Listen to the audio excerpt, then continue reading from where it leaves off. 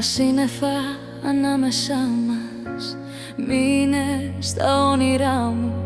Δεν μπορώ να σου μιλήσω μαμά, και όμως θέλω να σου πω.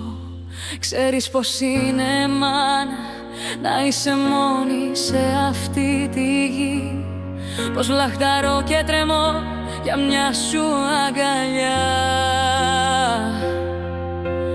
Θέλω να σου μιλήσω μαμά για μένα και τη ζωή μου.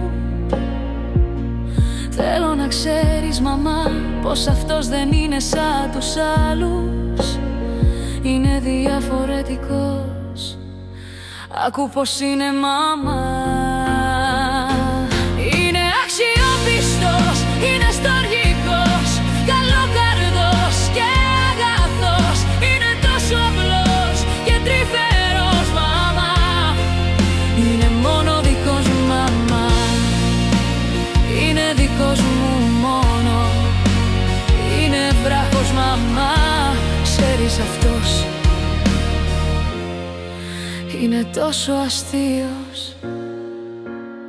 Και θέλω μόνο για μια στιγμή να ακούσω τη φωνή σου μαμά, την έγκρισή σου με αγαπά μαμά. Νιώθω καλά στη σιωπή μαζί του, δεν φοβάμαι τίποτα μαμά. Κι αν μπορείς να με ακούσεις μαμά, πες μου τι να του πω. Από μένα να ξέρεις μαμά πως εγώ τον αγαπώ, εγώ τον λατρεύω μάνα. Τη ζωή μέσα απ' τα μάτια του ζω. Είμαι ευτυχισμένη μαμά, όχι δεν είναι το άλλο μου μισό. Είναι το φεγγάρι μου που φωτίζει ακόμα κι όταν ήλιος πέφτει.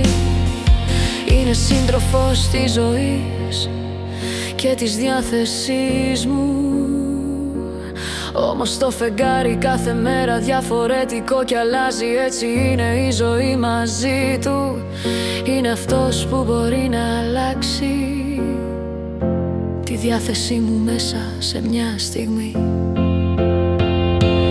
Είναι αξιόπιστος, είναι στοργικός, καλοκαρδός και αγαθός.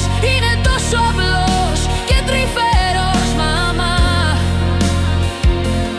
Είναι μόνο δικός μου μαμά, είναι δικός μου μόνο.